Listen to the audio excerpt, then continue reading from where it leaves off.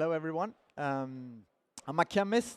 I'm a material chemist, and I've spent too many days and hours in the lab trying to do something good. During my speech today, I have three main things that I want you to remember. The first one is capital efficient, scalability, and CO2 reduction in the plastic industry. Just to set the scene, the plastic industry is a massive industry, consuming about 400 million tons on an annual basis.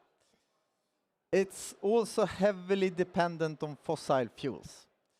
About 99 or 99.5% of all the plastics around us are made from fossil fuel. And there's very, very few alternatives to that on the current basis. The sad thing about that is that the plastic industry is also growing. I love plastics, but it's fed with the wrong source. The estimations are that the plastic industry will triple in volume by 2050. What we do in our company is that we use the leftovers from the biomass industry. So when the biomass industry, such as the agricultural industry or the forest industry, is making bioethanol or making white paper from brownish wood, they remove the brown part or the yellow part in the agricultural industry, which is called lignin. That is our raw material. And now I want to touch upon the first thing, which is scalability.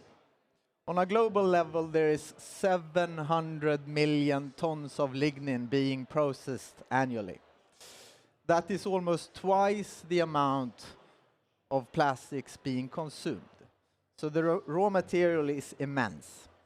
We use this raw material called lignin, and we convert it together with natural oil, such as rapeseed oil, into a material that we call renol. It's a thermoplastic material that is miscible with standard or recycling plastics. Our technology can today replace about 40% of the fossil feedstock that is used today in standard plastics while preserving material properties. So that is very important. I also have some projects to illustrate this, or products illustrating this. So this is an e-commerce bags made out of 100% our recycled material and our material. It's a net zero bag that fulfills the 2050 targets of being net zero already today. It's, as consumer, it's also interesting to how does this fit into the existing infrastructure we have today. So this material is fully recyclable, so us as a consumer will still leave it at the green bins in the municipalities, and it will be material sorted and used again. The next thing as consumer will notice as a difference is two things. The first thing is color, so it will be browner. It doesn't necessarily need to be this brown, but this is non-colored lignin. The second thing you will notice is the fragrance. So you will, instead of having a smell of plastics, you will have a fragrance of wood.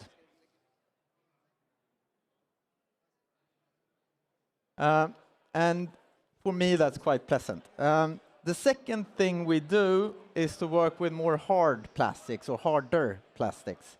Polypropylene, the second most common plastic used on Earth today. This is our strongest mix. We mix in up to 40% of our material in polypropylene. This is quite interesting when we are replacing 40% of virgin or recycled plastics.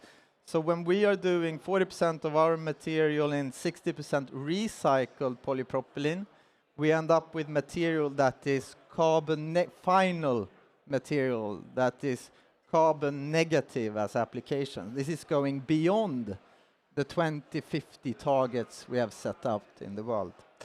The problem, there is a dilemma to this, however. So when we are introducing that much material of us, is that it's no longer sortable in the existing infrastructure. So the limit for us goes at 30%.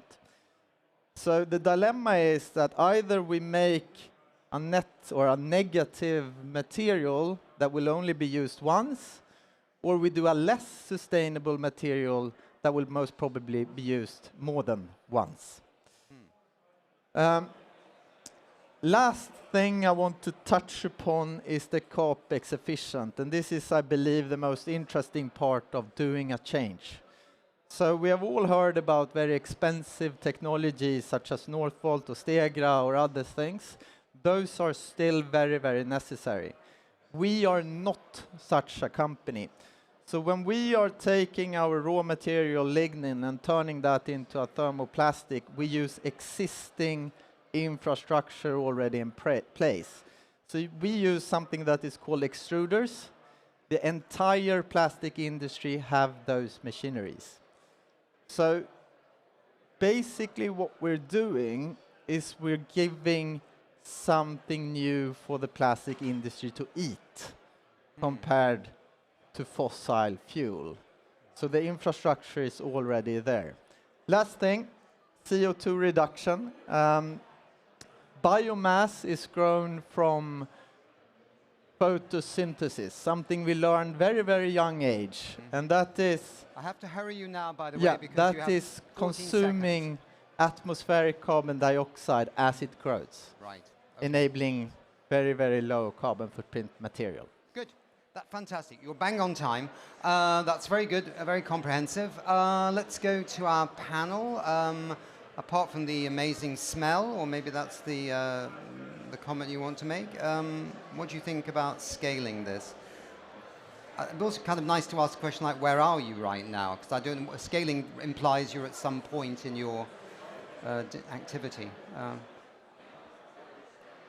Okay, so first on the market again, and yeah, it's an incredibly strong opportunity if you look at, let's take the fossil industry. When they're looking ahead, of course they argue that we will continue to burn oil up to 2050 now, which is not correct because we will shift to electrification, but they actually see a particular growth in the chemical industry and the plastics, and that does not have to happen. We should actually focus on shifting that out, and that industry is a bit behind.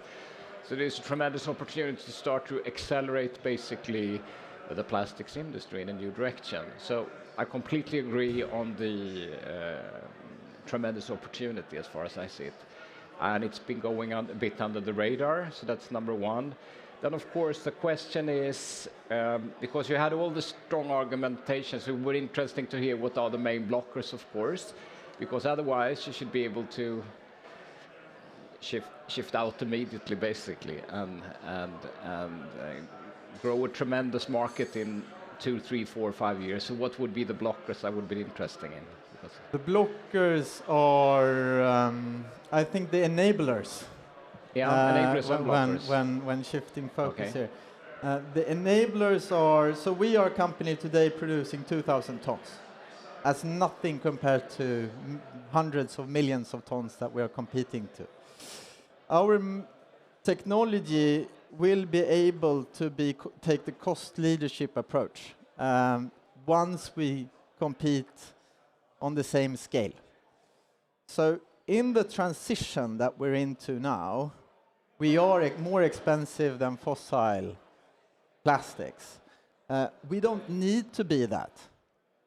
But in the transition, one has to push for this, and they need to accept that our material is perhaps 20% more expensive.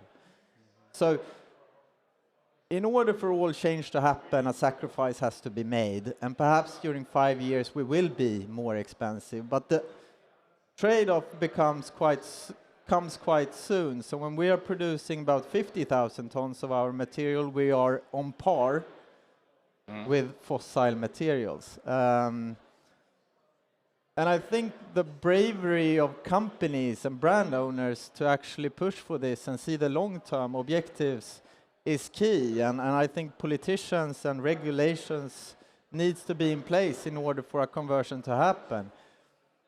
It's just, for me, that is bravery from brand owners willing to commit to this, Or we can go to IKEA and they will sign off 50,000 tons overnight and you get that for the same price. So that would also enable this. But So I think the recommendation in that case would be to find the really big downstream companies to have them invest directly in your company, and actually that they pay a premium up front and get the massive financing in place so that you can scale sufficiently fast in that case.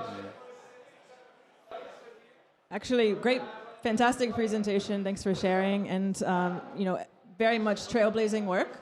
I would actually just have 3 questions in terms of the ways in which to consider the scaling, right? So one is around, as you mentioned, policy. So California is banning plastic bags completely quite soon.